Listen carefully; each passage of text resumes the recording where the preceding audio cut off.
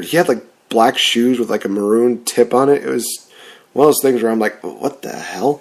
I didn't even notice it until Dean pointed it out. I'm like, huh, well, that just made things interesting. And then he also tried to, get the Ohio crowd behind him because he was indeed from Ohio, and so was The Miz. I think he did this OHIO deal where he just goes, OH, the fans go, IO. I thought that was actually pretty cool. He was actually surprised that it worked. I was surprised that it worked too. But you know what? When you're a hometown boy, you can basically get away with anything, probably except for murder, more than likely. Anyway, so Miz would go on to basically say to Dean Ambrose that, that it was unfair that he got all the opportunities. He was the number one draft pick. He was the WWE champion, main eventing, SummerSlam. But then he hit a really, really good point. And he said, what did you do about, a few months later? You squandered it. You wasted it. You became basically just, I think he basically almost called him an afterthought, where, you had all this wave of momentum. You had all of this going on. And you let it just slip away. You let it squander away. You wasted every single opportunity.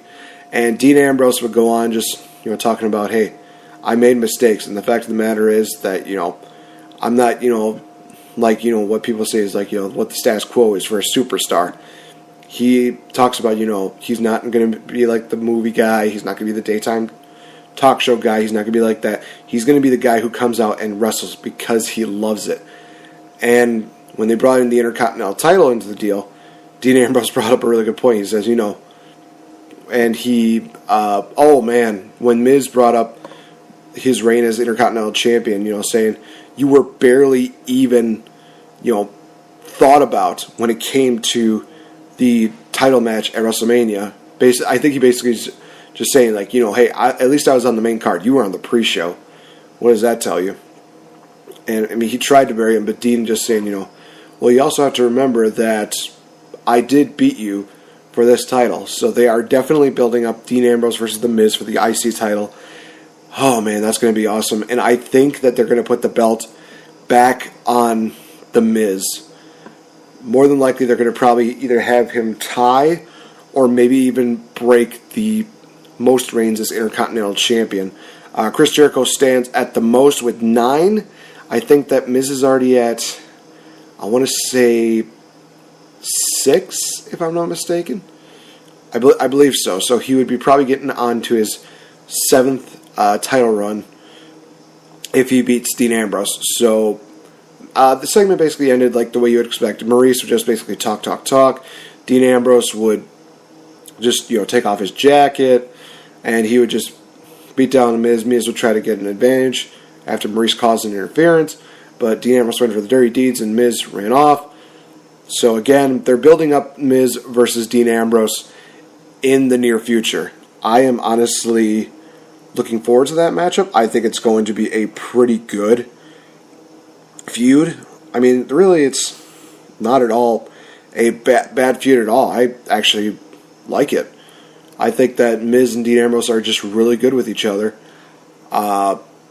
Probably when you look back on some of the best rivalries, I think that Dean Ambrose and The Miz are going to would probably put each other at least on their top 5s, personally. But that's just me. We see another segment with Braun Strowman dragging Kalisto and just saying, I made Roman Reigns into trash, and now that's what I'm going to do with you. He basically throws Kalisto into the trash. Almost seemingly feels like he was getting buried. Oh my gosh. I was not very pleased with that, but it was what it was, You do what you can.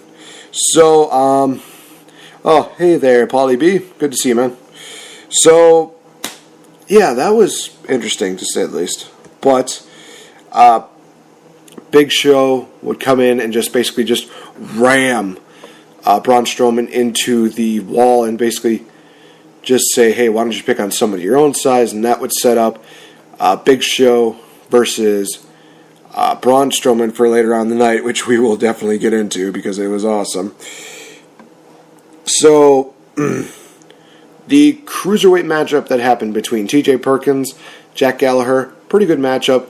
Neville and Austin Aries were at ringside, and Austin Aries had another banana. I mean, geez Louise, how many more dick jokes can you do with this guy? I mean, the greatest package of all time. He's holding on to a banana. It's just one of those things where it's like, geez, if this keeps up, he's going to be turning into what are we going to call him?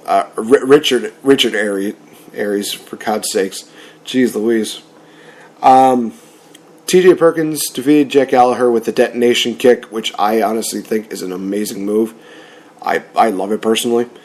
And they're building up something, definitely. I don't know if it's going to be TJ Perkins going to be a protege to Neville, or if they're going to build up a triple threat match for the Cruiserweight title.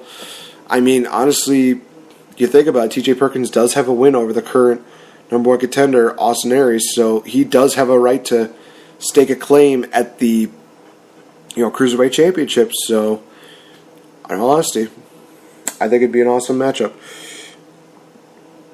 So, Titus O'Neil and Apollo Crews had a nice little weird, let's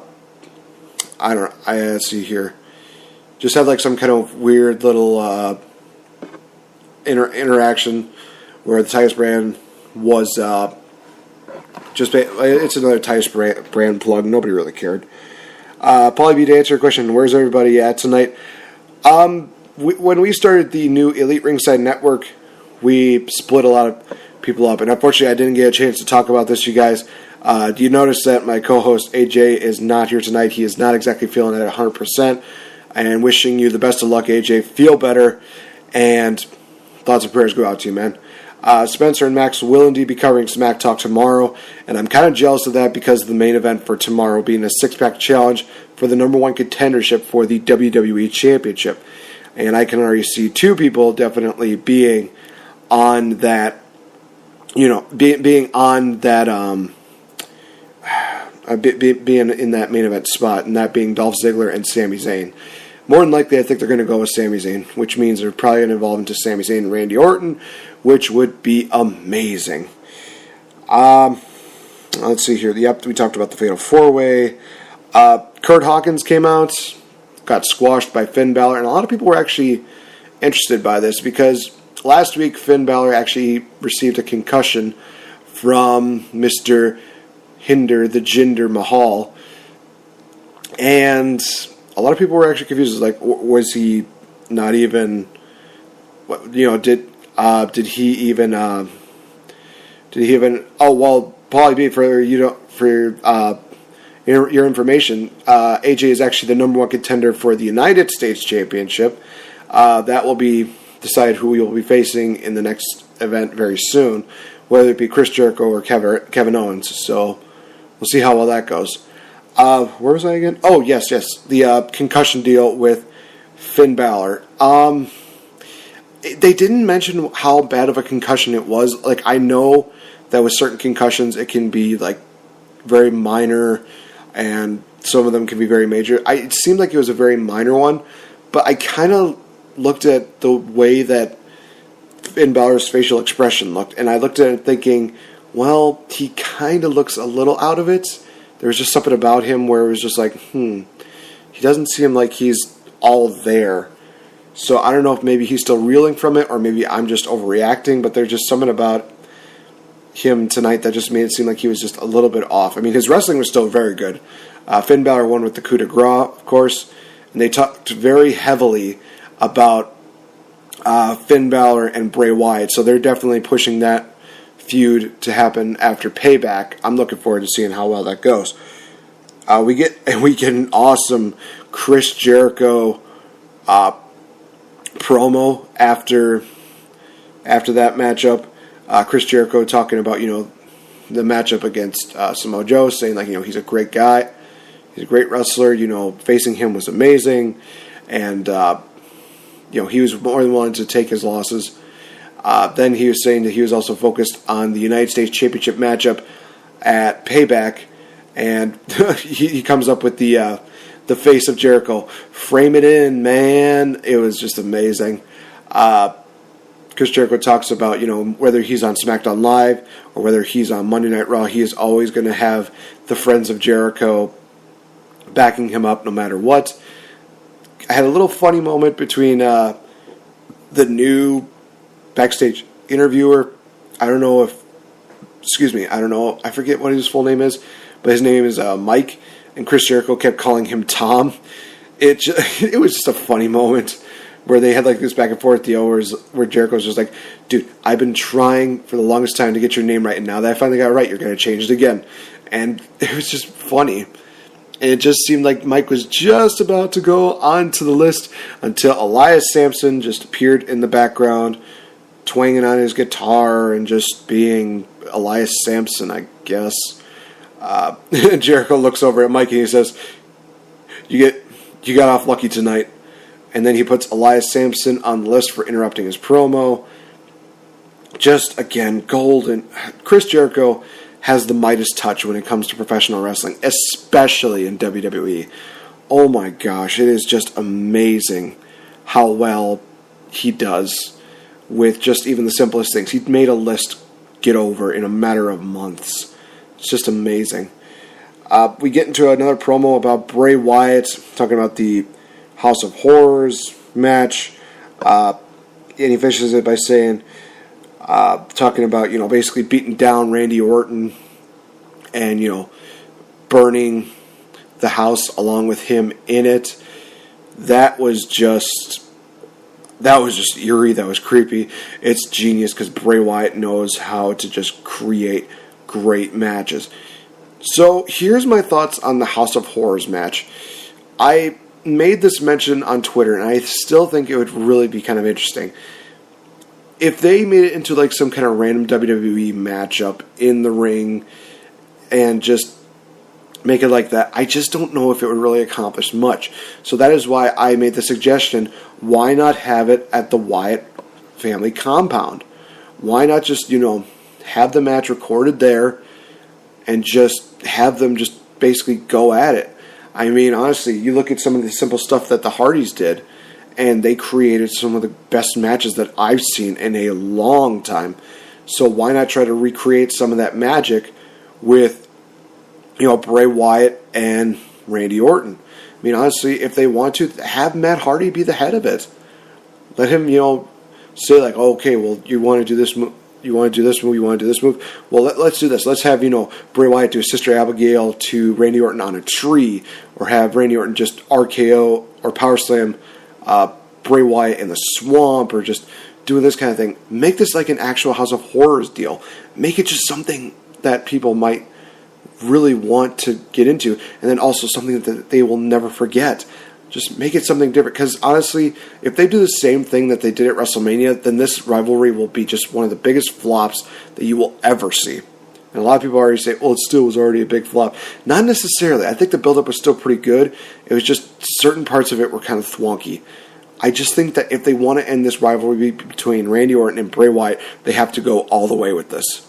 They have to find a way to make this the most memorable conclusion to this matchup, because if this is the last time you're going to see Bray Wyatt and Randy Orton in a match for a while, then make it unforgettable. Go all out. Just do something crazy with it. It would just be amazing. Alright, we get into the dream matchup between Cesaro and Jeff Hardy. Very good matchup, to say the least. I hate when they have so many of these incredible matches, and then they just make it say like, oh, this matchup was sponsored by blah, blah, blah, blah. It was sponsored by Sudafed, or it's sponsored by Neutrogena. Oh, it's sponsored by a boner pill, or some other thing that'll make you healthy, and blah, blah. It just takes away from the matchup so much. Oh my gosh. And Michael Cole, I wanted to slap the hell out of him for keep saying, oh, Cesaro calls this a dream match. Cesaro calls this a dream match. Cesaro calls this a dream match. It was a dream match. A lot of people didn't think that Cesaro and Jeff Hardy would even get in the ring. And you know something? This was probably one of the more brief encounters.